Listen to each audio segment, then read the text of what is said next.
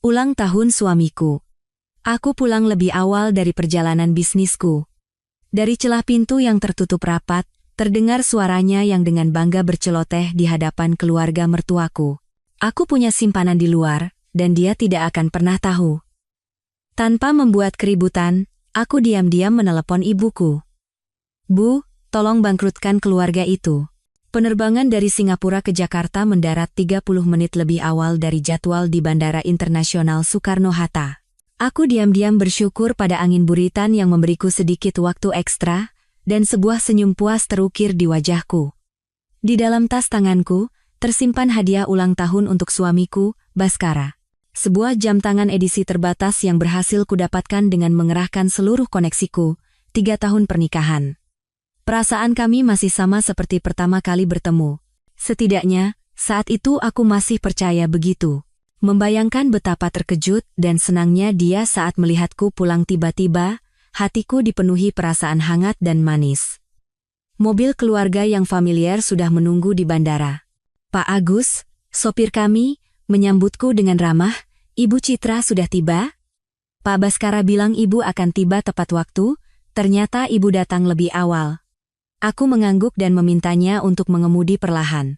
Aku ingin menyimpan kejutan ini sampai detik terakhir. Semakin dekat dengan rumah mewah kami di kawasan Menteng, jantungku berdebar semakin kencang. Rumah ini, setiap batu batanya, setiap sudut tamannya, adalah hasil pilihan dan jerih payah kami berdua. Simbol cinta, dan masa depan kami, masa depan yang selalu kulukis dengan warna-warna paling cerah. Saat mobil berhenti di depan gerbang, aku memberi isyarat pada Pak Agus untuk tidak membunyikan klakson. Aku ingin masuk diam-diam seperti angin, lalu memeluknya dari belakang. Pintu depan tidak terkunci, hanya sedikit terbuka. Perasaan aneh mulai merayap. Ibu mertuaku, Ibu Ratih, biasanya adalah orang yang paling teliti. Beliau tidak pernah lupa mengunci pintu setiap kali keluar masuk. Aku mendorong pintu pelan-pelan dan melangkah masuk. Dari ruang keluarga, suara para mertuaku terdengar jelas. Suara suamiku Baskara, ayah mertuaku Bapak Suryo Atmojo, dan Ibu Ratih, mungkin mereka sedang membicarakan persiapan pesta malam ini. Tepat saat aku hendak menyapa, satu kalimat dari Baskara membuat kakiku seolah membeku di lantai. Ibu tenang saja, istriku itu bodoh sekali, apapun yang aku katakan pasti dia percaya. Nanti kalau dia pulang dari perjalanan bisnisnya, aku rayu sedikit dengan kata-kata manis, pasti dia akan nurut lagi. Hanya masalah waktu sampai uang perusahaan ibunya sebesar 1 triliun rupiah jatuh ke tangan kita. Suaranya penuh dengan keangkuhan dan penghinaan. Suara yang selama 3 tahun ini membisikkan kata-kata cinta, kini menusuk jantungku sedingin belati. Aku bersembunyi di balik dinding tebal, seluruh tubuhku kaku. Kotak jam tangan di tanganku tiba-tiba terasa seberat bertonton. Ibu Ratih menyambung dengan nada mengejek yang gamblang. Syukurlah dia memang bodoh. Kalau dia gadis yang cerdas, keluarga kita pasti sudah bangkrut sejak dulu. Kamu dan ayahmu, selesaikan pekerjaan kalian dengan baik. Begitu uang Wijaya Group masuk ke rekening Atmojo Konstruksi, dia sudah tidak punya nilai lagi untuk dipertahankan.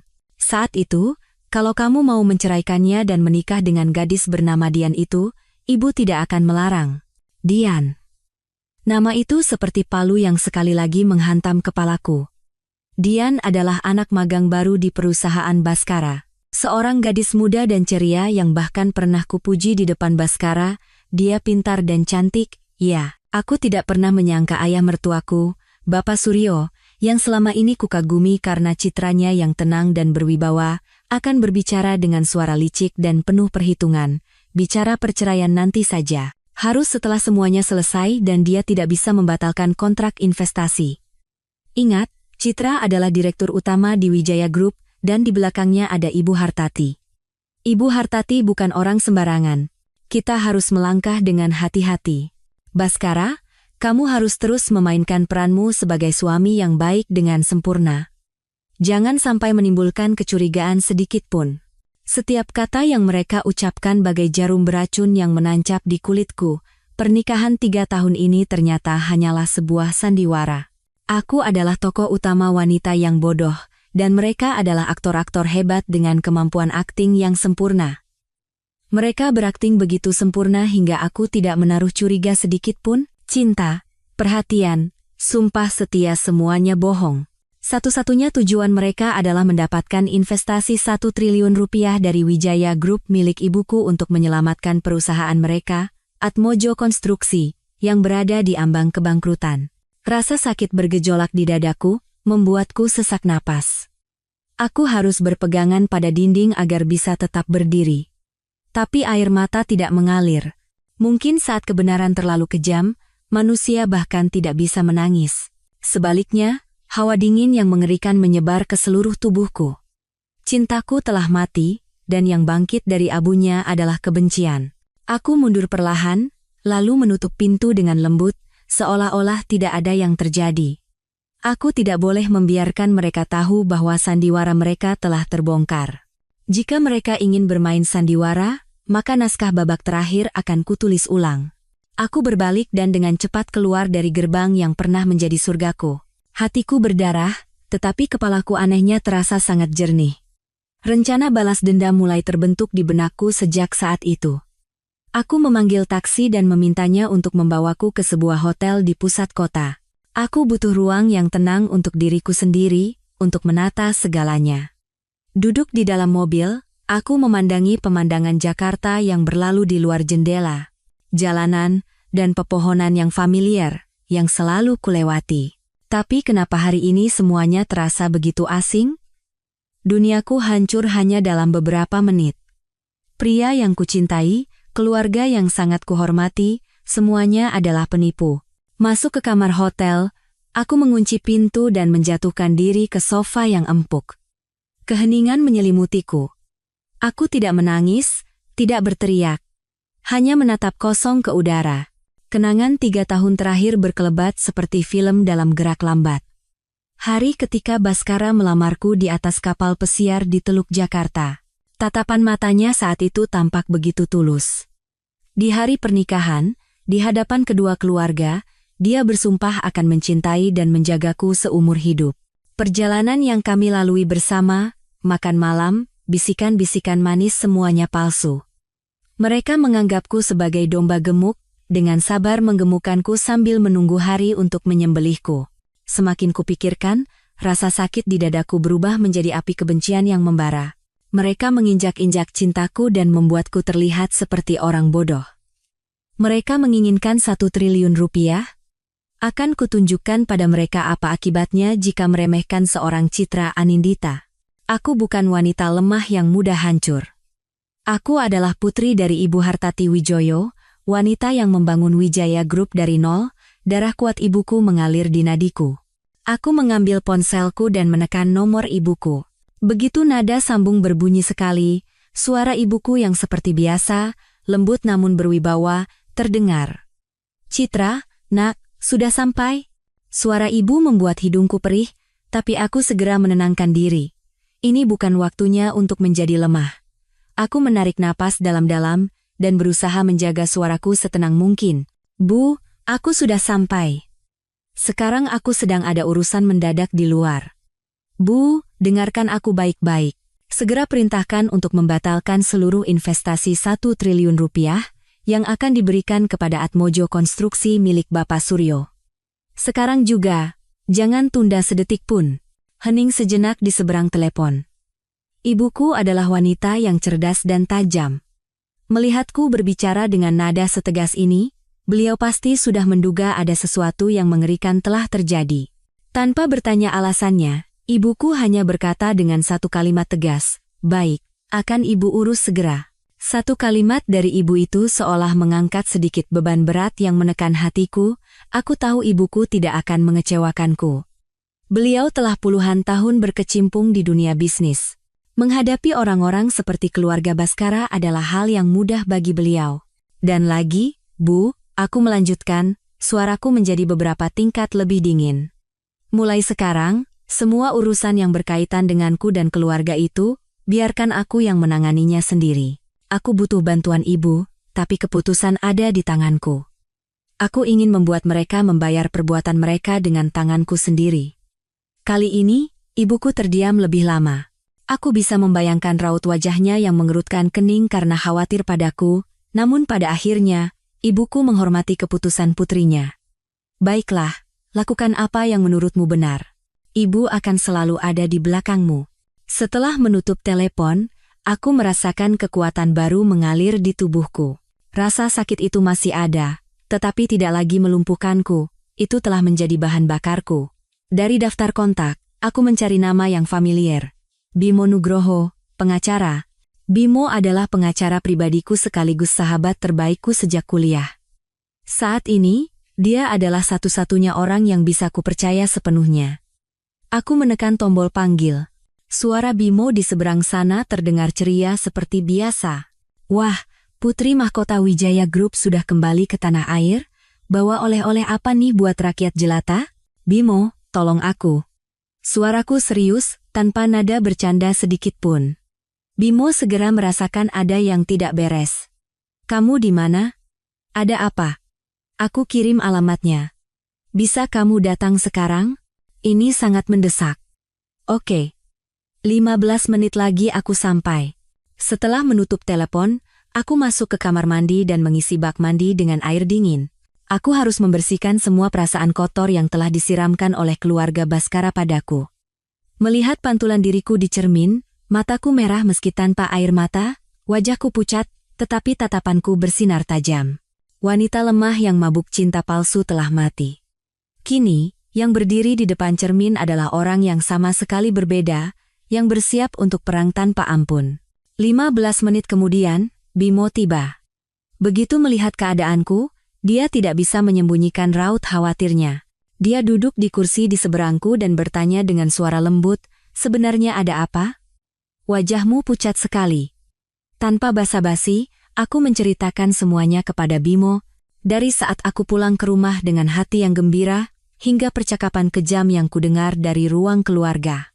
Aku bercerita dengan tenang dan jelas, seolah-olah menceritakan kisah orang lain, tanpa emosi, tanpa melewatkan satu detail pun. Hanya kedua tanganku yang saling bertaut erat yang mengkhianati gejolak batinku. Setelah selesai mendengar ceritaku, Bimo terdiam untuk waktu yang lama. Wajahnya yang biasanya jenaka menjadi kaku, dan matanya memancarkan kemarahan. Dengan gerakan terkendali, dia memukul meja pelan. Bajingan. Mereka lebih buruk dari binatang. Beraninya mereka menipumu. Kemarahan Bimo terasa seperti obat yang menenangkanku. Setidaknya, aku masih punya satu teman sejati di sisiku. Sekarang bukan waktunya untuk marah, Bimo. Aku butuh bantuanmu. Katakan saja, apapun itu, jawab Bimo tanpa ragu. Selidiki tentang anak magang bernama Dian itu. Aku ingin tahu segalanya tentang dia. Latar belakang keluarganya, masa lalunya, sejak kapan hubungannya dengan Baskara dimulai. Semuanya, sedetail mungkin, kataku dengan suara sedingin es, dan juga kondisi keuangan Atmojo Konstruksi. Status utangnya, proyek-proyek yang merugi. Aku mau laporan yang paling lengkap. Bimo langsung mengangguk. Itu tidak sulit. Aku akan segera menyuruh orangku. Tapi kamu, apa rencanamu? Apa kamu akan langsung menceraikannya dan membuat keluarga itu jadi gelandangan? Aku menggelengkan kepala. Dengan senyum pahit dan dingin. Kalau hanya sesederhana itu, hukumannya terlalu ringan. Mereka telah membodohiku selama 3 tahun. Aku juga harus membuat mereka merasakan bagaimana rasanya.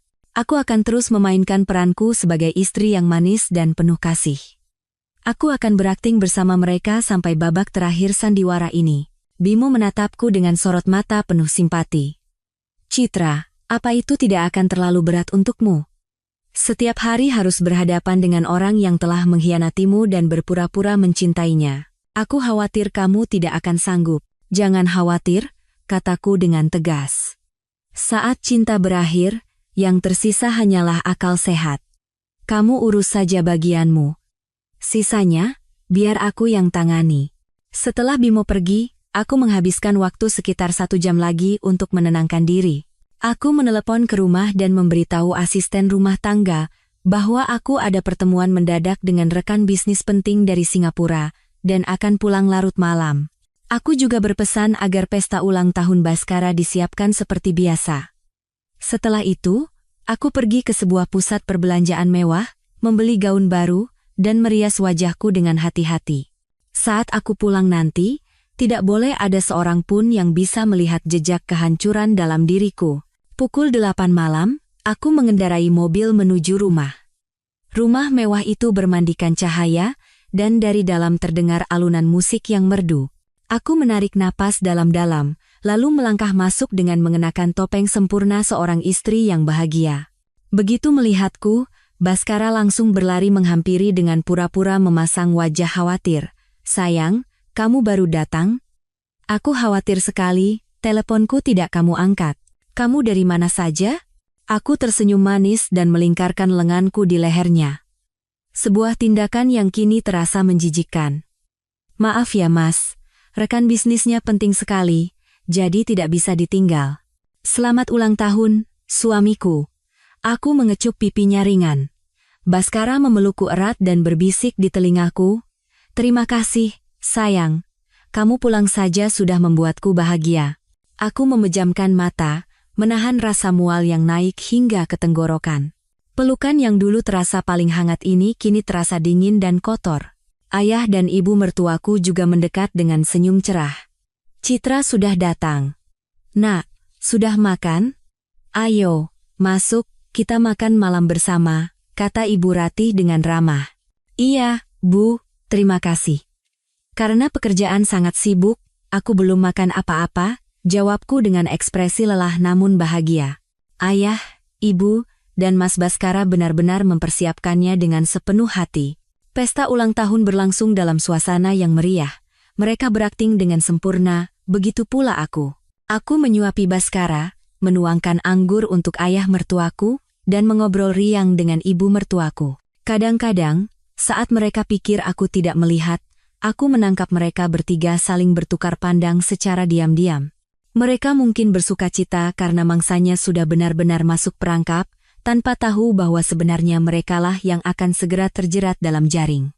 Malam itu, berbaring di samping sang pengkhianat, mendengarkan napasnya yang teratur, aku mematangkan rencana balas dendamku dengan lebih jelas di dalam kepala. Beberapa hari setelah pesta ulang tahun yang penuh kemunafikan itu, aku mulai bertindak. Aku butuh alasan yang masuk akal untuk muncul di Atmojo Konstruksi. Untuk melihat langsung situasinya dan memberikan peringatan kepada beberapa orang.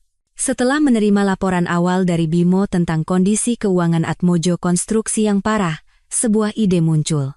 Saat sarapan pagi itu, aku menatap Baskara dan berkata dengan nada khawatir, "Mas, akhir-akhir ini kamu kelihatannya lelah sekali, berangkat pagi, pulang malam. Apa ada proyek penting di kantor?" Mendengar itu, mata Baskara berbinar, tetapi dia berusaha bersikap rendah hati. "Ah, cuma proyek biasa, kok." Tapi karena masih tahap awal, pekerjaannya agak banyak dan harus diawasi dengan teliti. "Aku ingin sedikit membantumu," kataku sambil menatap lurus ke matanya. "Boleh tidak hari ini aku main ke kantormu?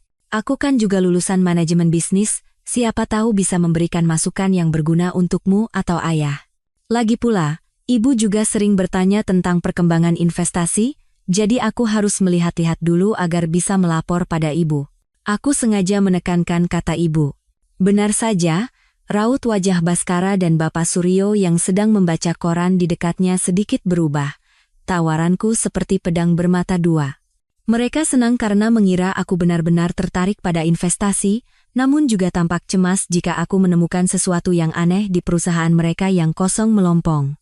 Setelah ragu sejenak, Baskara akhirnya tersenyum cerah dan setuju. "Ide bagus itu, sayang. Kalau kamu datang membantu, itu yang terbaik. Nanti aku sampaikan ke ayah biar disiapkan. Nanti aku jemput, ya?" "Tidak usah, Mas. Aku bisa menyetir sendiri. Aku ingin memberi kejutan untuk semua orang, tolakku. Aku tidak ingin pergi bersamanya. Aku butuh waktu untuk mengamati dengan bebas." Sekitar pukul 10 pagi, aku tiba di kantor pusat Atmojo Konstruksi. Gedungnya cukup tua, terletak di lokasi yang tidak terlalu strategis, sama sekali tidak sepadan dengan proyek triliunan yang mereka gembar-gemborkan. Begitu memasuki lobi, kehadiranku langsung menarik perhatian para karyawan. Tentu saja semua orang tahu bahwa aku adalah istri wakil direktur dan angsa yang akan segera menetaskan telur emas untuk perusahaan. Baskara dan Bapak Suryo bergegas turun dari lantai atas untuk menyambutku. Ada ketegangan yang canggung di wajah keduanya. "Sayang, kamu sudah datang? Kenapa tidak telepon dulu?" kata Baskara. "Kan aku sudah bilang mau memberi kejutan," kataku sambil tersenyum cerah dan menggandeng lengannya. "Selamat pagi, Ayah. Ini pertama kalinya saya datang ke kantor, mohon maaf kalau nanti saya berbuat salah." Bapak Suryo tertawa. "Hahaha. Bicara apa kamu ini? Kita ini kan satu keluarga. Kamu datang saja sudah merupakan suatu kehormatan. Ayo, biar Ayah dan Baskara ajak kamu keliling kantor." Mereka membawaku berkeliling ke setiap departemen. Dari luar, semuanya tampak berjalan normal, tetapi dengan pengalaman manajerialku, aku bisa dengan mudah melihat bahwa cara kerja para karyawan tidak sistematis dan kurang profesional. Suasana di sini terasa berat dan lesu, tidak ada sedikit pun semangat perusahaan yang sedang berkembang. Saat melewati tim administrasi, aku tidak sengaja melihat Dian. Dia sedang duduk di mejanya, dan begitu melihatku bersama Baskara, wajahnya berubah pucat lalu dia buru-buru menunduk, pura-pura sibuk. Aku menghentikan langkahku, tersenyum dan menoleh ke arah Baskara. "Mas, karyawan magang itu sepertinya tidak asing, ya? Seperti pernah lihat di mana?" Baskara tersentak, raut paniknya terlihat jelas. "Ah, tidak. Kamu salah lihat mungkin. Dia cuma karyawan baru di kantor." Aku tidak mempedulikan ekspresi Baskara dan langsung berjalan ke meja Dian. Aku menatap papan nama di mejanya dan membacanya dengan suara keras dan jelas. "Dian Lestari." "Ah, benar juga. Dulu Mas pernah memuji anak ini pintar dan cantik, kan?" Aku berkata pada Baskara, tetapi tatapanku terpaku pada Dian. Dia gemetar, wajahnya pucat pasi tanpa sisa darah, dan tidak berani mengangkat kepala untuk menatapku. Aku tahu, kehadiranku di sini sebagai istri Baskara sudah menjadi peringatan yang cukup kuat baginya. Aku ingin menanamkan rasa takut di hatinya, agar dia sadar di mana posisinya. Setelah itu, aku masuk ke ruang rapat dan mendengarkan presentasi proyek baru dari Bapak Suryo dan Baskara. Mereka memaparkan angka-angka yang dipoles dengan indah di atas kertas dan rencana-rencana besar yang tidak realistis. Aku hanya mendengarkan dalam diam, sesekali mengangguk dan melontarkan beberapa pertanyaan yang seolah-olah acuh tak acuh. Namun, pertanyaan-pertanyaan itu tepat mengenai celah dalam rencana mereka, membuat ayah dan anak itu harus bersusah payah menjelaskan sambil berkeringat. Kunjungan kali ini mencapai tujuanku. Aku telah menunjukkan bahwa aku bukan lawan yang bisa ditipu dengan mudah, dan pada saat yang sama, aku telah menanamkan kebingungan dan ketakutan di dalam internal mereka. Permainan ini baru saja dimulai. Rencana balas dendamku membutuhkan waktu dan persiapan yang matang. Tidak cukup hanya dengan menarik kembali dana investasi dan membuka topeng mereka. Itu hukuman yang terlalu ringan. Aku ingin membuat mereka menghancurkan segalanya dengan tangan mereka sendiri. Aku ingin membuat mereka merasakan bagaimana rasanya berada di puncak harapan, lalu terhempas ke jurang keputusasaan. Untuk itu, aku harus membuat mereka terjerumus lebih dalam ke perangkap finansial yang telah mereka gali sendiri. Seminggu setelah kunjunganku ke Atmojo Konstruksi, aku membaca sebuah artikel tentang acara lelang amal yang diselenggarakan oleh sebuah yayasan terkemuka di kota. Itu adalah acara besar yang dihadiri oleh banyak pengusaha dan selebriti. Aku yakin keluarga Baskara tidak akan melewatkan kesempatan ini untuk meningkatkan citra dan membangun koneksi. Dan ini adalah kesempatanku. Saat makan malam, aku dengan santai menyinggung tentang acara lelang itu. "Ibu tadi telepon, katanya akhir pekan ini aku harus hadir di lelang amal Yayasan Jantung Kasih. Katanya itu acara penting yang dihadiri banyak rekanan utama Wijaya Group." Ibu Ratih, begitu mendengarnya, langsung berbinar. "Oh, begitu? Ibumu memang punya wawasan yang luas. Acara seperti itu memang harus dihadiri untuk memperluas jaringan. Tentu saja keluarga kita juga harus datang." Aku tersenyum dengan pura-pura polos. Tapi kan tidak enak kalau datang dengan tangan kosong. Semua orang pasti akan ikut lelang untuk donasi, tapi aku tidak tahu harus pilih apa. Sambil berkata begitu, aku pura-pura menyalakan tablet dan melihat-lihat daftar barang lelang. Aku berhenti pada foto sebuah guci keramik kuno dengan ukiran yang rumit. Wah, guci ini indah sekali, ya? Mirip sekali dengan yang pernah ibu ceritakan dulu. Dulu kakek pernah punya yang persis seperti ini, tapi terpaksa dijual saat masa sulit, dan ibu masih sering menyesalinya. Aku berbicara dengan nada penuh penyesalan seolah acuh tak acuh, tetapi mataku mengamati sikap Baskara dan orang tuanya. Benar saja, mereka langsung saling memandang dengan tatapan penuh arti. Aku tahu ikan telah memakan umpannya. Mengambil hati pemilik Wijaya Group, yaitu ibu mertua mereka, adalah hal yang paling mereka dambakan saat ini.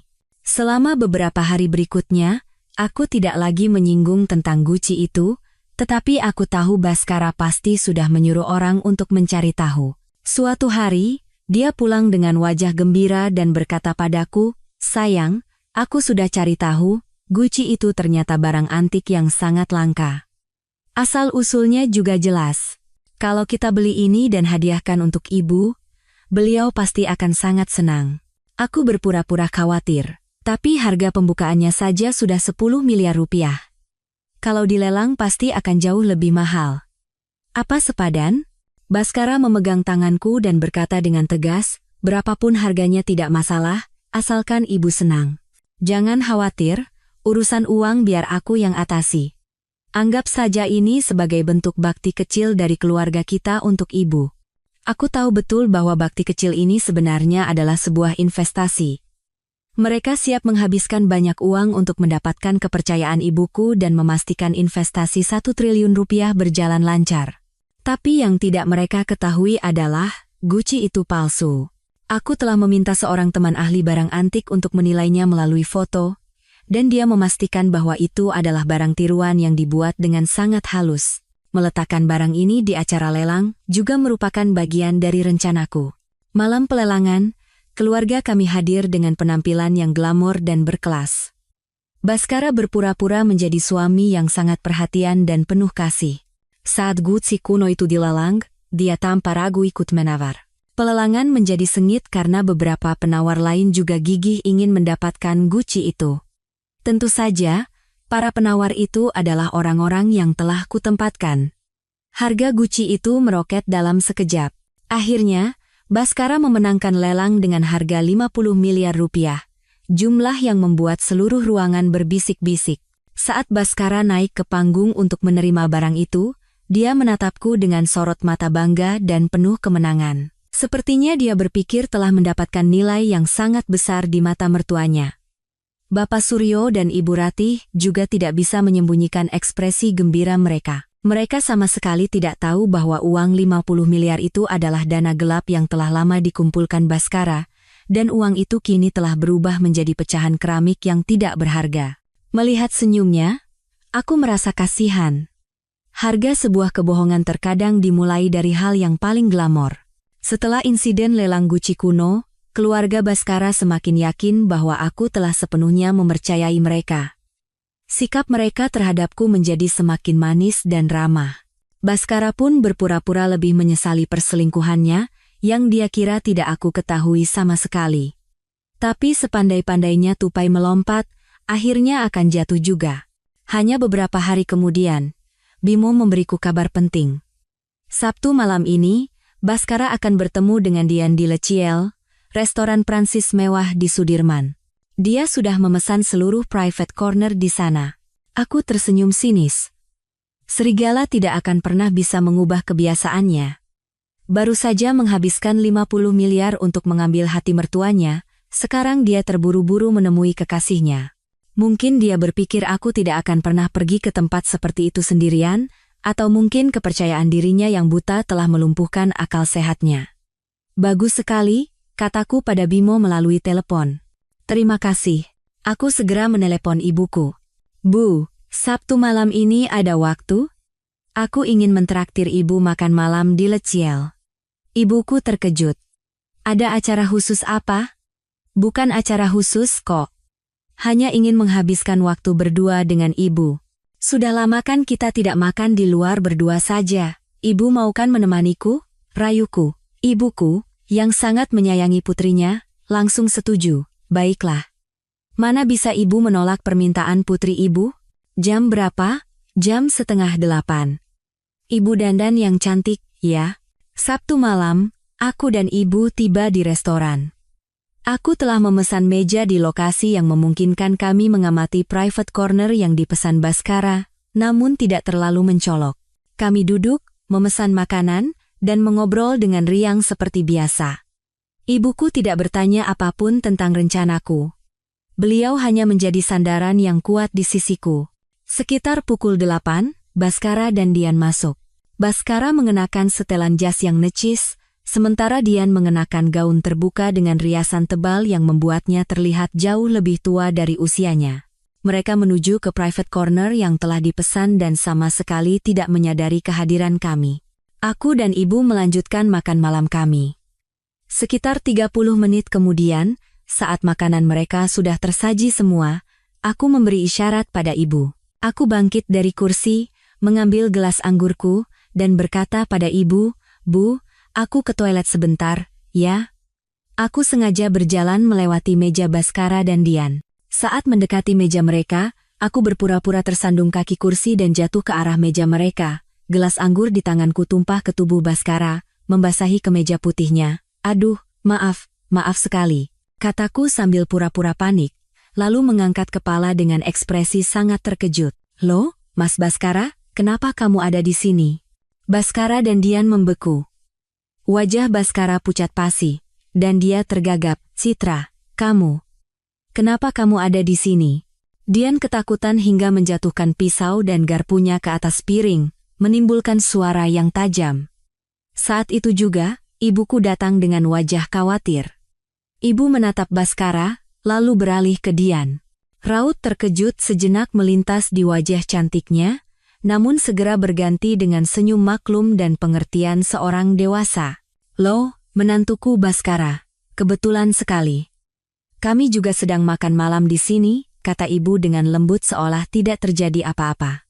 Kemudian, beliau menoleh ke arah Dian dan menatapnya dari atas ke bawah dengan tatapan yang hanya bisa dimiliki oleh orang yang telah makan asam garam kehidupan. "Selamat malam, Nona. Rekan kerja Baskara, ya? Cantik sekali." Dian hanya menunduk tanpa menjawab. Baskara gelagapan, tidak tahu harus berbuat apa. "Iya, ibu mertua. Ini rekan bisnis kami. Sedang ada pembicaraan pekerjaan." Ibuku tersenyum dalam hati, tetapi di luar beliau pura-pura percaya. Beliau menepuk pundak Baskara dengan ringan dan berkata dengan penuh arti, "Oh, begitu. Pasti efisien sekali ya membicarakan pekerjaan di tempat seromantis ini.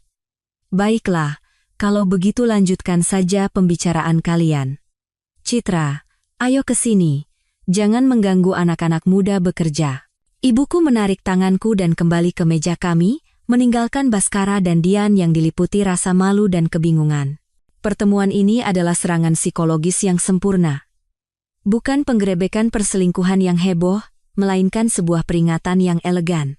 Baskara akan dilanda kebingungan, terjebak antara ketakutan karena tertangkap basah, dan ketidakmampuannya memahami sikap kami yang luar biasa murah hati. Dia akan menjadi semakin cemas dan takut, dan itulah yang aku inginkan. Sandiwara ini masih panjang, dan kejutan untuknya baru saja dimulai. Setelah pertemuan tak terduga di restoran itu, suasana di rumah kami menjadi sangat aneh. Selama beberapa hari, Baskara tidak berani menatap mataku dan terus menghindariku. Dia berusaha menunjukkan perhatian lebih dan bersikap lebih baik padaku, tetapi kecanggungan dan ketakutan dalam setiap tindakannya tidak bisa menipu mataku. Dia sedang menunggu. Menunggu amarahku, tuntutanku. Tapi aku tidak memberinya apa yang dia inginkan. Aku bersikap tenang dan penuh kasih, seolah tidak terjadi apa-apa. Keheninganku adalah hukuman yang paling menakutkan. Setelah hampir seminggu hidup dalam kecemasan, Baskara tidak tahan lagi. Malam itu, saat aku sedang membaca buku di kamar, dia masuk dan berlutut di kakiku. "Citra, maafkan aku. Aku salah. Tolong maafkan aku sekali ini saja." Dia memegang ujung bajuku dan menangis memohon. Aku meletakkan bukuku dan menatap dingin pria yang berlutut di kakiku. Akting yang luar biasa. Air mata itu begitu nyata. Jika ini terjadi sebulan yang lalu, mungkin hatiku akan luluh. Salah apa? Tanyaku dengan suara tanpa emosi. Aku seharusnya tidak bertemu dengannya. Tapi itu benar-benar karena urusan pekerjaan, Citra. Tidak ada apa-apa di antara kami. Hanya rekan bisnis. Tolong percaya padaku. Dia masih berusaha mengelak. Aku tertawa sinis. Tawa yang penuh cemoohan. Rekan bisnis? Kamu pikir aku anak umur 3 tahun? Aku melemparkan beberapa foto yang diambil oleh orang suruhan Bimo ke arahnya. Foto Baskara dan Dian berpelukan di dalam mobil. Foto mereka bergandengan tangan masuk ke hotel. Foto-foto yang jelas dan tajam. Ini juga hubungan bisnis? Baskara melihat foto-foto itu dan wajahnya pucat pasi. Dia tahu dia tidak bisa menyangkal lagi. Dia membenturkan kepalanya ke lantai dan memohon dengan putus asa. Aku benar-benar salah. Aku sudah gila. Dia yang menggodaku. Aku hanya mencintaimu, Citra. Tolong jangan tinggalkan aku. Aku tidak bisa hidup tanpamu. Aku mendengarkannya dalam diam saat dia membuat alasan dan memohon, sungguh menyedihkan. Bahkan dalam situasi seperti ini, dia masih menyalahkan orang lain, tapi aku tidak memarahinya. Rencanaku membutuhkan kerjasamanya. Aku sengaja menghela napas, berpura-pura lelah, dan terluka. Bangun. Sudah sampai sejauh ini, aku sengaja menggantung kalimatku. Mendengar itu, Baskara mengira aku akan meminta cerai dan menjadi semakin ketakutan. Dia buru-buru mengucapkan segala macam janji. Aku janji. Tidak akan ada lagi kejadian seperti ini. Aku akan putus total dengannya. Tolong beri aku kesempatan terakhir, Citra. Aku terdiam cukup lama, sampai ketakutannya mencapai puncaknya. Lalu aku berkata perlahan, baik. Aku bisa memberimu satu kesempatan. Baskara. Seperti orang tenggelam yang meraih sedotan, buru-buru mengangkat kepalanya. Tapi ada syaratnya, suaraku menjadi tegas. Ibu sangat kecewa padamu, beliau sedang mempertimbangkan kembali investasi 1 triliun itu. Satu-satunya cara untuk mendapatkan kembali kepercayaan ibu sekarang adalah dengan kamu membuktikan kemampuanmu. Proyek baru Atmojo Konstruksi, aku akan terlibat langsung dalam pengawasannya. Baskara tercengang. Syarat ini benar-benar di luar dugaannya. Tanpa memberinya waktu untuk berpikir, aku melanjutkan, aku akan bertindak sebagai perwakilan dari Wijaya Group untuk mengawasi langsung perkembangan proyek dan alur keuangannya. Setiap pengeluaran harus melalui persetujuanku. Hanya dengan begitu, ibu akan merasa tenang dan mau mencairkan dana. Bagaimana? Ini adalah perjanjian dengan iblis. Dari luar, ini terlihat seperti kesempatan bagi Baskara untuk menebus kesalahannya, menyelamatkan pernikahan dan investasinya. Tapi pada kenyataannya, ini adalah caraku untuk memegang kendali hidup dan mati Atmojo Konstruksi. Jika aku mengontrol alur keuangannya, aku bisa memutus napas mereka kapan saja. Baskara, yang panik karena takut kehilangan segalanya, tidak lagi punya waktu untuk menimbang untung rugi. Dia berpikir ini adalah satu-satunya jalan keluar. Dia buru-buru mengangguk. Baik. Aku setuju. Aku akan melakukan apa saja, asalkan kamu tidak meninggalkanku. Aku bangkit dan melewatinya. Besok aku akan ke kantor. Siapkan satu ruangan untukku. Pintu tertutup, meninggalkan Baskara yang terduduk di lantai, memeluk harapan yang baru saja tumbuh. Dia tidak tahu bahwa dia baru saja menandatangani surat hukuman mati untuk dirinya dan keluarganya. Permainan kucing dan tikus yang sesungguhnya baru saja dimulai.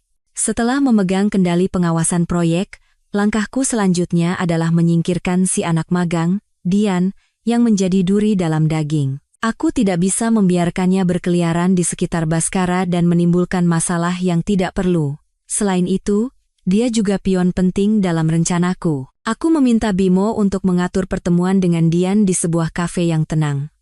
Aku ingin menghindari tempat yang bisa menarik perhatian perusahaan atau orang lain. Saat Dian tiba, dia terlihat sangat kuyu. Insiden di restoran dan ancaman dari Baskara setelahnya pasti membuatnya tidak bisa tidur. Melihatku sudah menunggu di sana, dia tersentak dengan ekspresi penuh ketakutan dan kewaspadaan. Ibu. Ibu Direktur. Ada perlu apa memanggil saya? Gagap Dian. Aku tersenyum. Senyum ramah, tapi cukup untuk membuat lawan bicaraku merinding. Aku mendorong sebuah amplop tebal ke hadapannya. Di dalam ini ada uang 2 miliar rupiah. Anggap saja ini hadiah kecil dariku. Dian menatap amplop dan aku secara bergantian, bingung. Ibu, apa maksudnya ini? Maksudnya, kataku sambil menyesap tehku perlahan, ambil uang ini, tinggalkan Jakarta, dan tinggalkan Baskara. Mulailah hidup baru di kota lain. Dengan uang ini, kamu bisa hidup nyaman. Buka toko kecil, atau lakukan apapun yang kamu mau. Dian menunduk tanpa bicara. Aku tahu dia goyah. 2 miliar adalah jumlah yang sangat besar bagi seorang gadis muda dari latar belakang biasa sepertinya. Aku melanjutkan dengan suara lembut, tetapi setiap kata adalah pisau yang mengiris harga dirinya. Kamu masih muda dan cantik. Kenapa menyia-nyiakan masa mudamu untuk pria beristri? Apa kamu pikir Baskara benar-benar mencintaimu? Buang pikiran naif itu. Yang dia inginkan darimu hanyalah kesegaran dan tubuhmu. Begitu dia bosan, kamu tidak akan punya apa-apa lagi. Saat itu, kamu akan kehilangan masa mudamu dan hanya menyisakan label sebagai wanita simpanan perusak rumah tangga orang. Apa itu sepadan? Kata-kataku tepat menusuk ketakutan terdalam di hati Dian. Dia mulai gemetar. Tapi Mas Baskara bilang dia akan menceraikan istrinya dan menikah denganku, kata Dian. Suaranya lemah, lebih seperti menghibur diri sendiri daripada keyakinan. Aku tertawa terbahak-bahak, tawa yang penuh cemoohan. Menceraikanku dan menikah denganmu? Apa kamu tahu bahwa keluarganya terlilit utang dan hidup dari belas kasihan keluargaku? Apa menurutmu dia akan meninggalkan istri yang bisa memberinya 1 triliun rupiah demi menikah denganmu? Seorang anak magang yang tidak punya apa-apa? Sadarlah, Nona. Aku bangkit dan menyampirkan tas tanganku di bahu. Aku beri kamu waktu 3 hari untuk berpikir. 3 hari lagi, jika kamu setuju, datang ke alamat ini untuk mengambil surat kontrak kerja. Aku akan carikan kamu pekerjaan bagus dengan gaji tinggi di Surabaya. Jika kamu menolak, jangan salahkan aku jika aku bertindak kejam. Aku sengaja menggantung kalimat terakhirku, membiarkannya membayangkan sendiri konsekuensinya. Aku tahu, untuk orang serakah dan penakut seperti Dian, pilihannya sudah jelas. Sesuai dugaanku, 2 hari kemudian Dian menghubungiku. Dia setuju untuk mengambil uang itu dan pergi. Transaksi berlangsung cepat dan diam-diam. Melihat Dian mengambil uang dan menghilang dari hidupku, aku tidak merasa senang atau menang. Hanya merasa kasihan pada wanita bodoh yang menjadikan dirinya komoditas untuk diperdagangkan. Tapi itu adalah jalan yang dia pilih sendiri. Aku hanya memberinya tawaran yang tidak bisa dia tolak. 1 rintangan telah disingkirkan, kini aku bisa fokus sepenuhnya pada target utamaku, keluarga Baskara. Setelah menyelesaikan masalah Dian, aku memulai tugasku sebagai pengawas di Atmojo Konstruksi. Aku diberi ruang kantor pribadi tepat di sebelah kantor Baskara.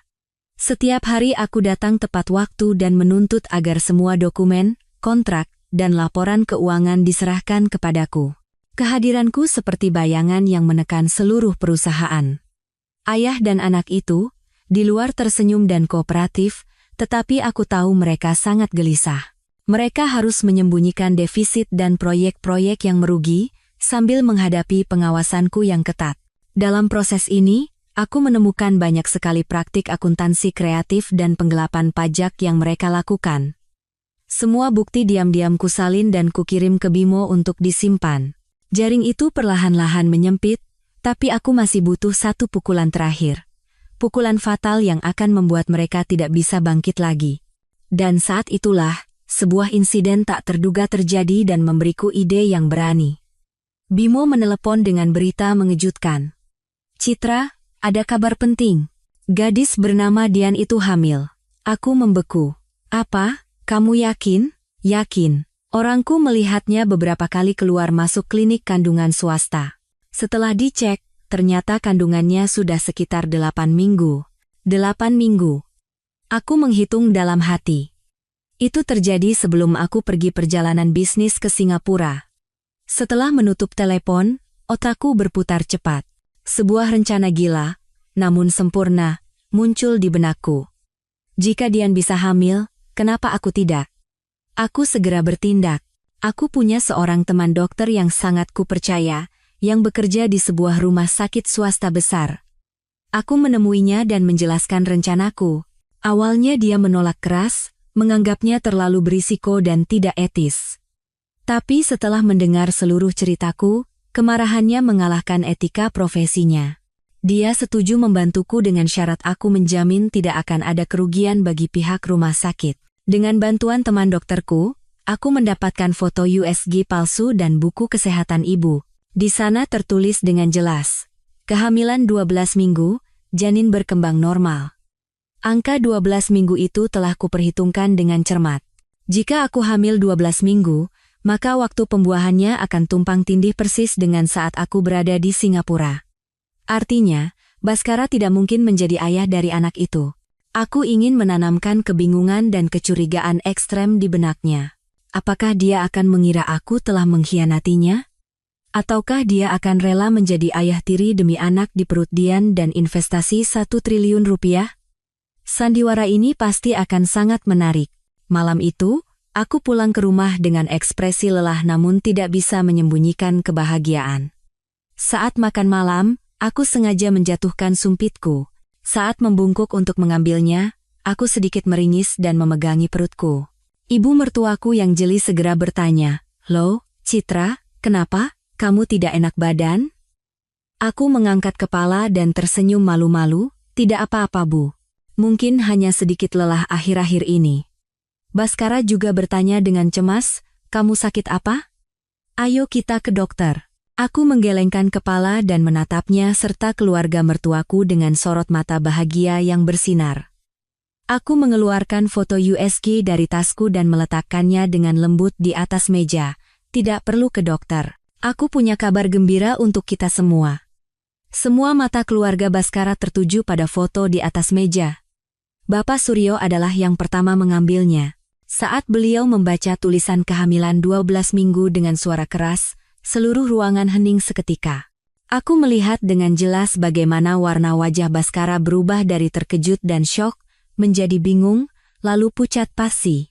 Dia menatapku dan foto itu bergantian, dengan tatapan penuh curiga dan ketakutan. Rencanaku telah mengambil langkah pertama yang sukses. Kabar gembiraku bagaikan bom yang dijatuhkan di rumah keluarga Baskara, Bapak Suryo, dan Ibu Ratih terang-terangan bersukacita. Bagi mereka, cucu ini adalah jaminan pasti untuk investasi 1 triliun rupiah dan pewaris yang akan melanjutkan bisnis keluarga impian mereka. Mereka tidak meragukan sedikitpun keaslian kehamilan ini. Atau mungkin, mereka sengaja tidak mau meragukannya. Tapi Baskara berbeda. Selama beberapa hari berikutnya, dia hidup dalam siksaan. Aku bisa melihat dengan jelas kebingungan dan konflik batin di matanya. Angka 12 minggu itu menghantuinya siang dan malam. Dia beberapa kali ingin bertanya padaku, tetapi tidak berani. Dia takut jika bertanya, semuanya akan terbongkar. Sandiwara sebagai suami bahagia yang akan segera menjadi ayah harus berakhir, dan mimpi kekayaan keluarganya akan hancur berkeping-keping. Keserakahan dan kepengecutan tidak mengizinkannya untuk menghadapi kebenaran. Sementara itu, aku tahu kabar kehamilan Dian juga telah sampai ke telinga Ibu Ratih, pasti Baskara yang mencoba meminta bantuan ibunya. Dan wanita praktis dan licik seperti Ibu Ratih, pasti sudah menyusun rencananya sendiri. Hari Minggu itu, aku berkata pada Baskara bahwa aku ingin pergi ke rumah orang tuanya untuk memberitahukan kabar gembira ini dan makan malam keluarga. Ini adalah jebakan yang telah kusiapkan, dan aku yakin mereka pasti akan masuk ke dalamnya. Makan malam berlangsung dalam suasana keakraban yang munafik. Ibu Ratih terus-menerus mengambilkan makanan untukku dan menasihatiku tentang hal-hal yang harus diwaspadai oleh ibu hamil. Beliau memainkan perannya dengan sempurna sebagai ibu mertua yang sangat mencintai menantunya dan menyayangi cucunya. Setelah makan, beliau memanggilku ke kamar terpisah dengan alasan ada yang ingin dibicarakan antar wanita. Baskara dan Bapak Suryo pun dengan sadar menyingkir. Di kamar tidurnya yang mewah namun dingin, Ibu Ratih memegang tanganku dan berkata dengan suara hati-hati dan penuh simpati, "Citra, Ibu tahu akhir-akhir ini kamu banyak pikiran. Ibu tahu semua yang dilakukan Baskara di luar sana. Aku berpura-pura terkejut dan berkaca-kaca. Ibu tahu? Beliau menghela napas dan menepuk-nepuk tanganku. Ibu ini kan ibunya, mana mungkin tidak tahu sifatnya? Laki-laki itu memang begitu, kadang-kadang suka melirik keluar. Tapi yang penting, di hatinya hanya ada kamu dan anak kalian. Lihat, sekarang dia sudah menyesal dan kembali padamu. Kamu kan berhati lapang, jadi maafkanlah dia. Aku menunduk dalam diam, memainkan peran sebagai istri yang terluka namun pemaaf dengan sempurna. Melihatku begitu, Ibu Ratih langsung ke pokok permasalahan. Dan soal gadis bernama Dian itu. Sebenarnya dia juga kasihan. Bertindak tanpa berpikir, dan sekarang dia mengandung darah daging keluarga kita. Beliau berhenti sejenak, mengamati reaksiku. Melihatku tidak bereaksi, beliau melanjutkan dengan suara yang lebih tidak tahu malu. Ibu sudah pikirkan masak-masak. Bagaimanapun juga, anak itu kan cucu ibu juga, kasihan kalau digugurkan. Jadi, bagaimana kalau begini? Kamu kan sebentar lagi juga akan melahirkan, sekalian saja, katakan pada semua orang kalau kamu hamil kembar. Nanti setelah anak itu lahir, kita ambil dan kita besarkan. Kamu yang akan menjadi ibunya. Dengan begini, nama baik keluarga terjaga, dan kita tidak kehilangan darah daging kita.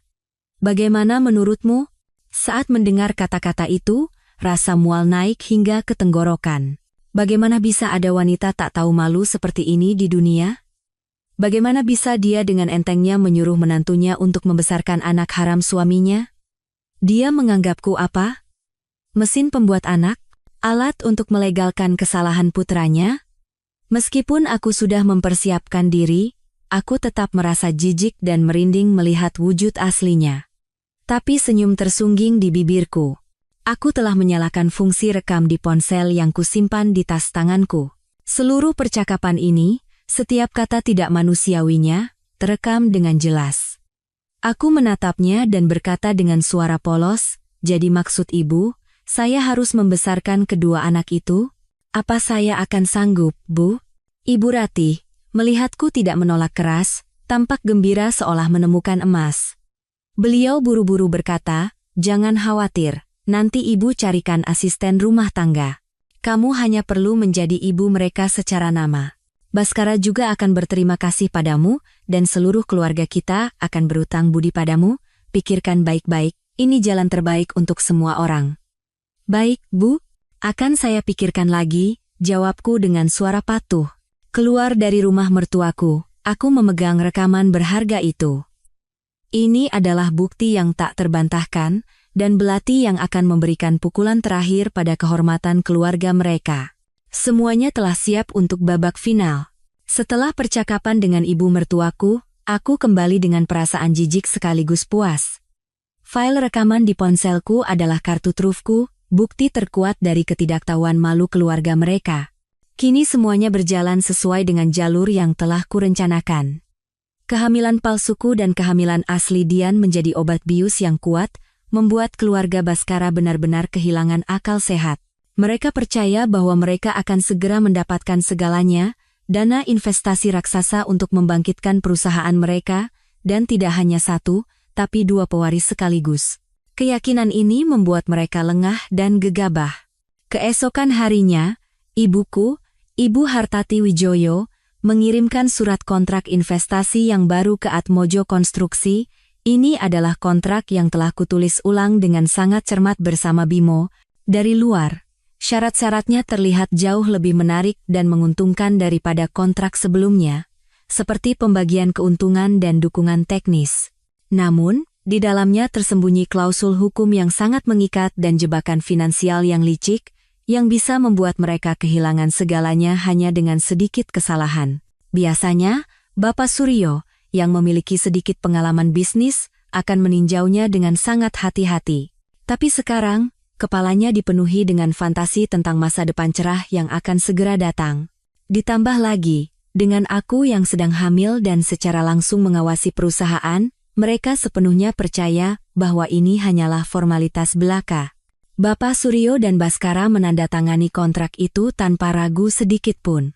Saat pena Bapak Suryo menyentuh kertas, aku tahu nasib Atmojo Konstruksi telah ditentukan.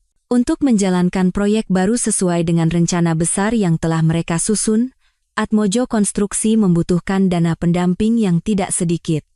Namun, perusahaan mereka sudah lama hanya tinggal cangkang.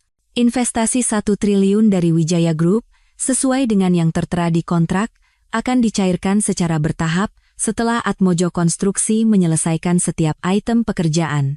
Ini berarti mereka harus menyediakan dana awal sendiri. Dan disinilah giliranku untuk bertindak.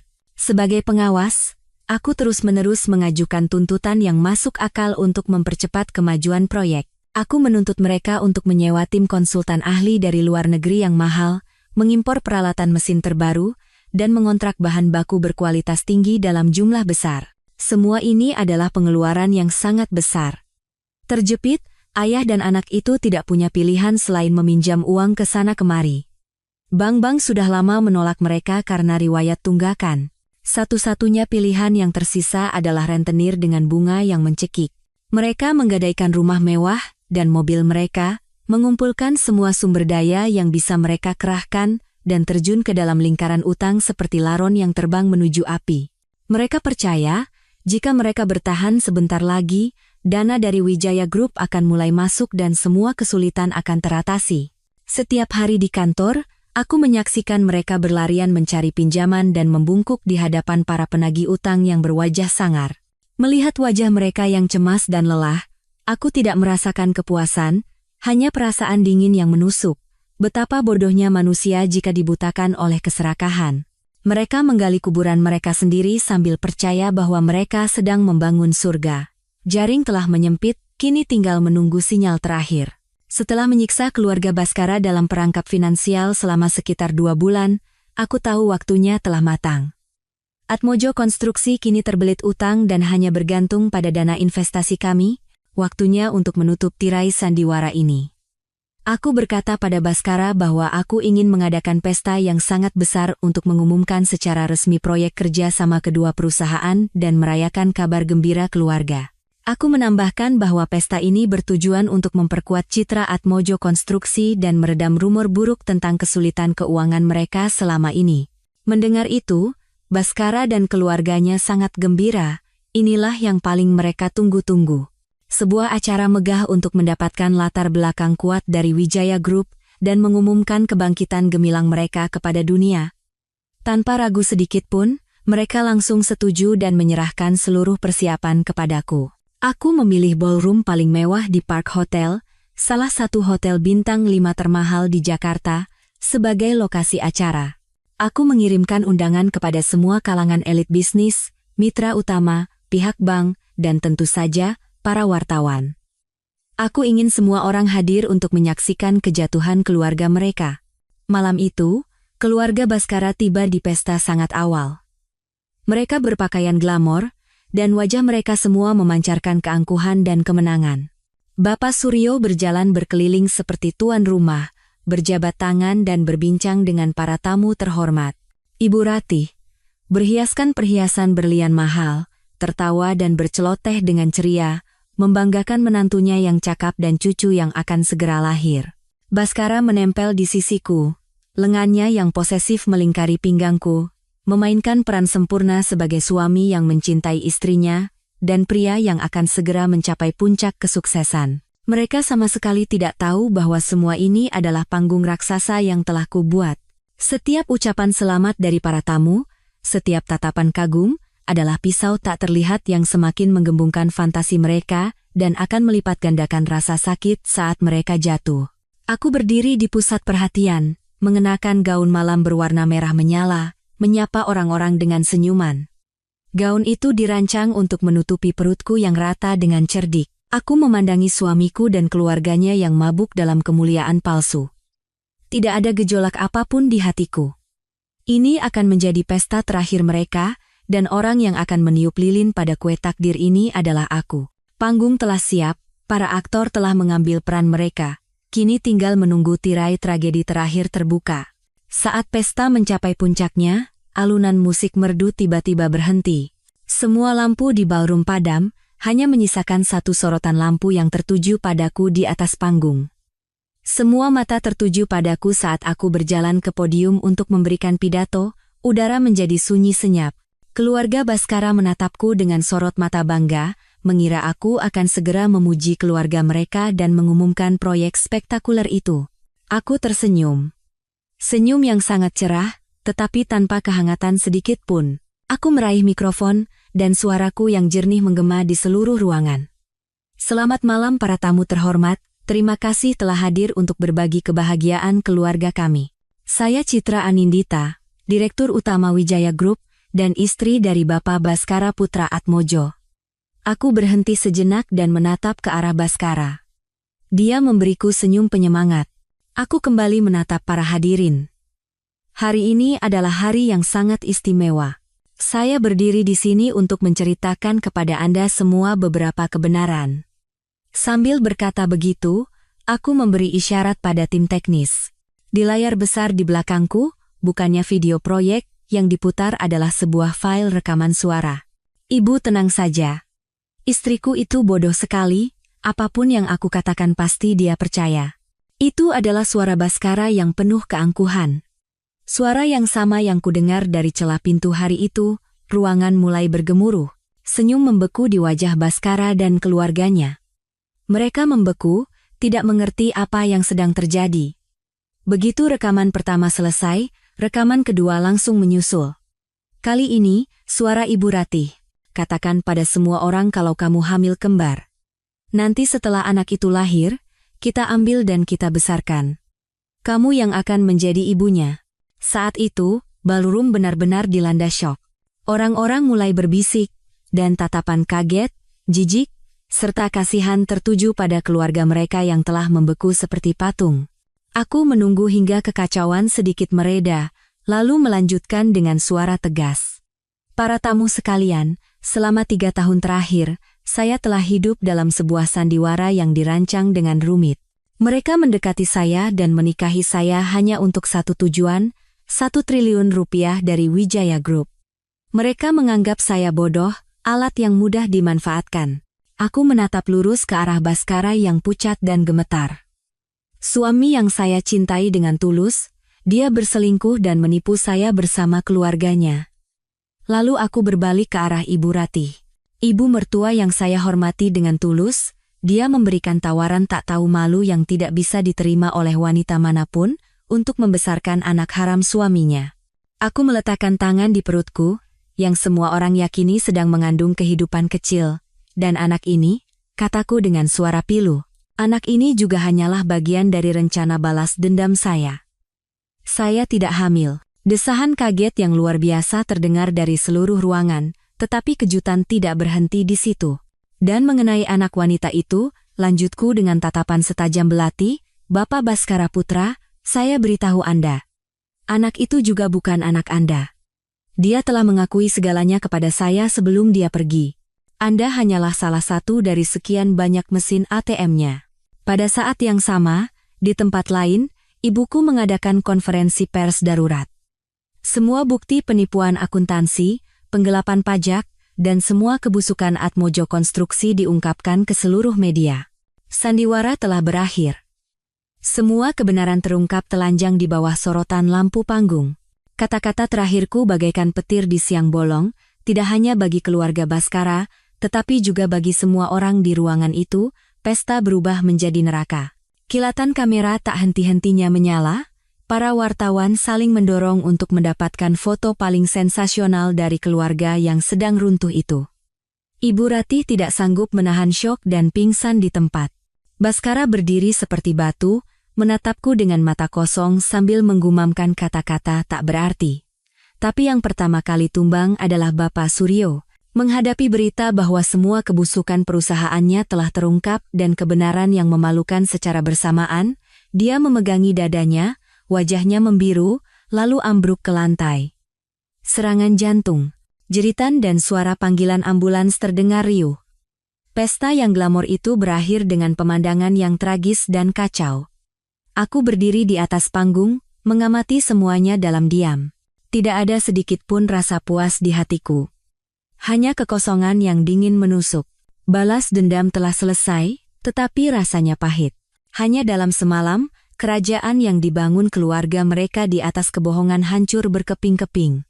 Keesokan paginya, semua surat kabar utama dipenuhi dengan skandal korupsi Atmojo Konstruksi, dan saham mereka anjlok tanpa dasar, menjadi kertas tak berharga. Hanya dalam beberapa jam, bank-bank dan terutama para rentenir serentak datang menagih utang.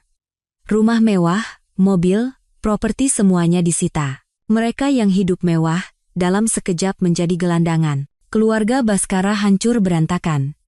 Bapak Suryo selamat dari krisis, tetapi lumpuh separuh badan dan tidak bisa bangkit dari tempat tidur. Ibu Ratih, setelah sadar, menjadi seperti orang gila, setiap hari menangis dan berteriak, mengutuk Baskara. Baskara, yang tadinya seorang wakil direktur yang gagah, kini menjadi pengangguran yang terlilit utang, menghadapi masa depan yang suram. Dia harus membawa orang tuanya pindah ke sebuah kamar kontrakan sempit dan kumuh di lingkungan padat penduduk. Kejatuhan itu begitu cepat dan kejam. Itulah harga dari keserakahan dan kebohongan mereka. Aku telah mendapatkan keadilanku, tetapi luka di hatiku mungkin tidak akan pernah sembuh sepenuhnya. Beberapa hari setelah pesta takdir itu, ketika segalanya sudah sedikit tenang, aku memutuskan untuk pergi ke rumah sakit. Bukan untuk menjenguk Bapak Suryo, melainkan untuk menyelesaikan peran terakhirku di depan publik. Aku perlu menunjukkan citra seorang wanita yang, meskipun dikhianati, tetap menunjukkan belas kasihan, citra korban yang berkelas. Ini sangat penting bagi citraku dan Wijaya Group. Aku mengenakan pakaian sederhana, riasan tipis, dan membawa sekeranjang buah. Dikelilingi oleh beberapa wartawan yang sengaja kubocorkan informasinya, aku masuk ke rumah sakit. Aku langsung menuju ke kamar Bapak Suryo. Di sana, hanya ada Baskara sendirian. Wajahnya kuyu, janggutnya tidak terurus, pakaiannya lusuh. Penampilannya sungguh menyedihkan. Melihatku masuk, dia tersentak dan menatapku dengan mata yang bercampur antara amarah dan ketakutan. Aku tidak menatapnya, hanya meletakkan keranjang buah dengan tenang di atas meja. Setelah melihat Bapak Suryo yang terbaring tak bergerak di tempat tidur, aku berkata dengan datar kepada Baskara, bagaimanapun juga, beliau pernah menjadi ayah mertuaku. Saya datang untuk melihat keadaannya. Baskara tidak berkata apa-apa. Mungkin dia tidak tahu harus berkata apa. Membenciku. Tapi keluarganya lah yang telah berbuat salah. Aku berada di sana selama sekitar 5 menit, cukup bagi para wartawan untuk mengambil beberapa foto, lalu aku berbalik untuk pergi. Saat aku baru saja melangkah ke koridor, tiba-tiba Baskara berlari dan menghalangiku. Di tengah koridor rumah sakit, dia tiba-tiba berlutut di kakiku dan mulai menangis dengan pilu. Citra, tolong selamatkan keluarga kami. Kami sudah tidak punya apa-apa lagi. Ayah terbaring seperti itu, kami bahkan tidak punya uang untuk membeli obat. Bisakah kamu meminjamkanku sedikit uang? Anggap saja ini sebagai sisa rasa kemanusiaan dari pernikahan kita. Tolong. Aku menatap dingin pria yang bersujud di kakiku. Rasa kemanusiaan dari pernikahan? Beraninya dia mengucapkan kata-kata itu? Bahkan dalam keadaan seperti ini, yang ada di pikirannya hanyalah uang. Aku menarik kakiku dari genggamannya dan mundur selangkah.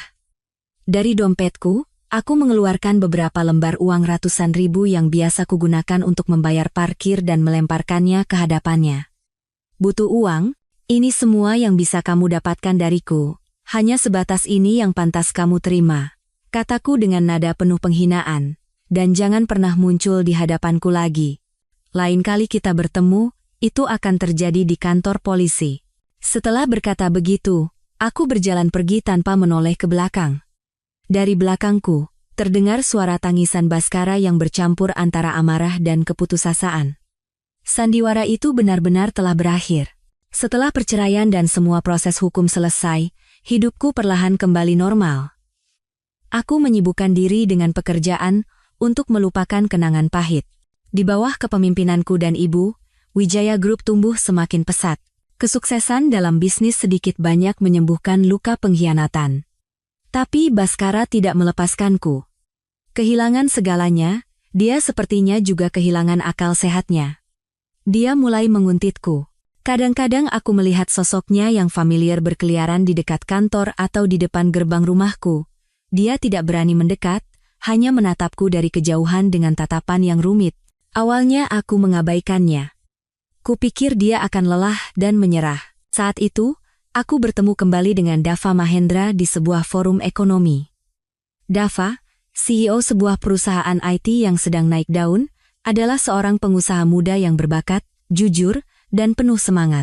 Kami adalah teman seangkatan di universitas, tetapi kehilangan kontak setelah lulus. Bertemu kembali, kami dengan cepat menemukan kecocokan.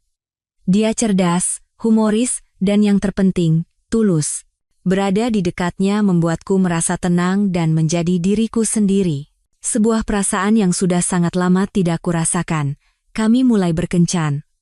Dava tahu masa laluku dari media, tetapi tidak pernah bertanya. Dia hanya diam-diam berada di sisiku, membuktikan perasaannya melalui tindakan. Perlahan, hatiku yang telah membeku seperti batu mulai mencair. Kemunculan Dava di sisiku membuat Bhaskara semakin gila. Dia tidak lagi hanya mengamati dari kejauhan. Dia mulai mengirim pesan-pesan berisi kecemburuan patologis dan ancaman. Suatu kali, saat aku dan Dava sedang makan malam di sebuah restoran, dia datang dan membuat keributan, menantang Dava. Petugas keamanan harus datang untuk menyeretnya keluar. Gangguan Bhaskara semakin melewati batas, dan aku tidak bisa lagi mengabaikannya. Aku tahu aku perlu satu percakapan jujur terakhir untuk mengakhiri semua ini.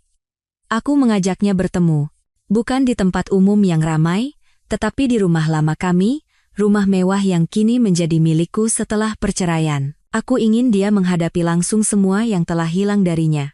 Bhaskara yang muncul di tempat yang dijanjikan terlihat jauh lebih menyedihkan daripada saat di rumah sakit. Kurus kering, matanya cekung, dipenuhi kelelahan dan dendam. Begitu melihatku, dia berlari dan mencoba memegang tanganku. "Citra, akhirnya kamu mau menemuiku. Aku tahu itu. Aku tahu di hatimu masih ada aku."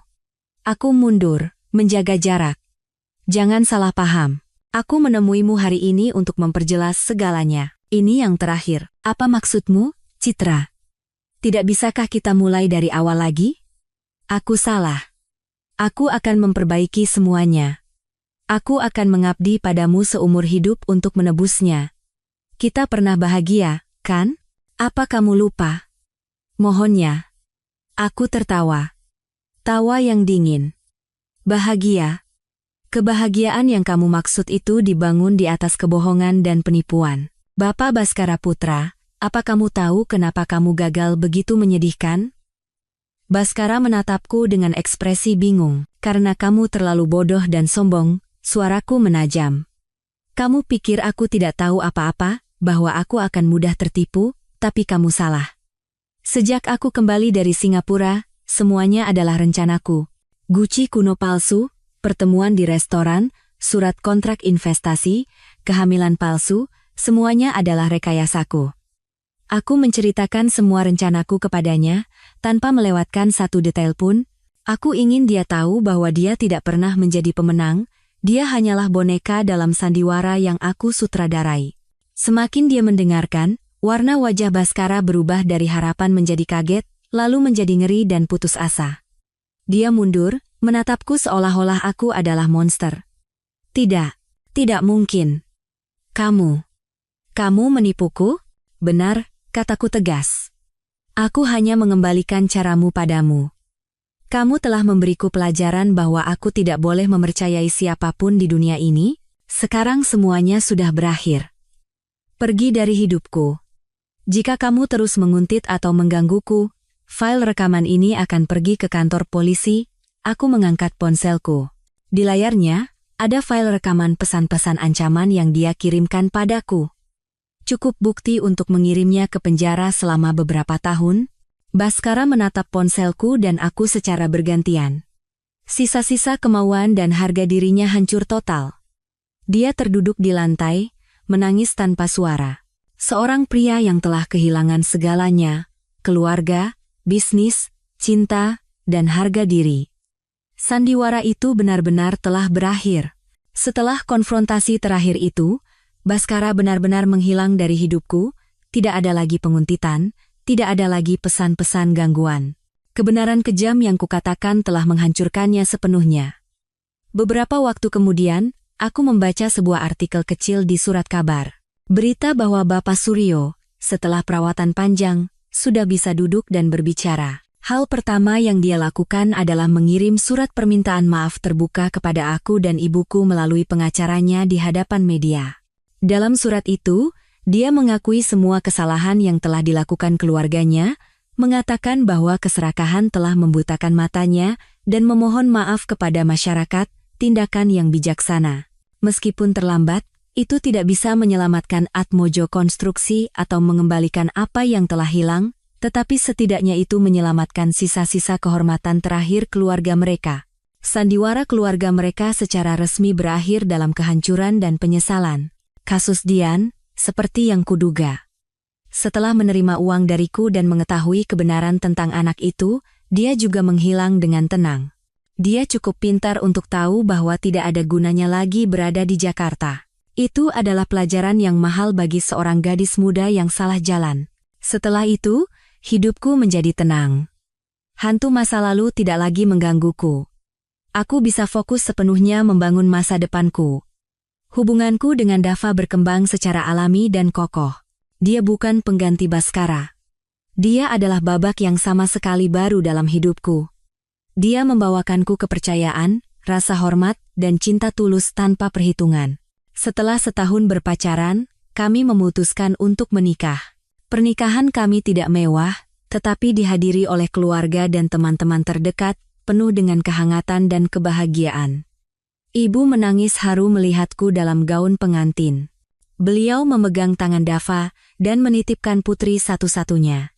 Tidak lama setelah menikah, aku mengetahui bahwa aku benar-benar hamil. Perasaan ini sama sekali berbeda dari kehamilan palsu sebelumnya.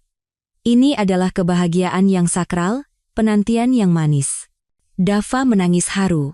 Dia tidak pernah melepaskan pandangannya dariku, melarangku melakukan pekerjaan berat, dan merawatku dengan penuh kasih.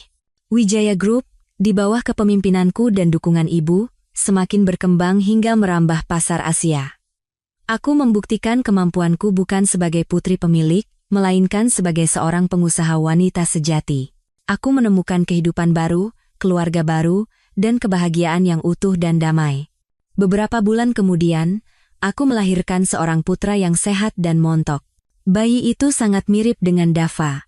Memandangi anakku yang tertidur pulas di pelukanku, aku merasa hidupku tidak pernah sesempurna ini, semua rasa sakit dan luka di masa lalu seolah sembuh.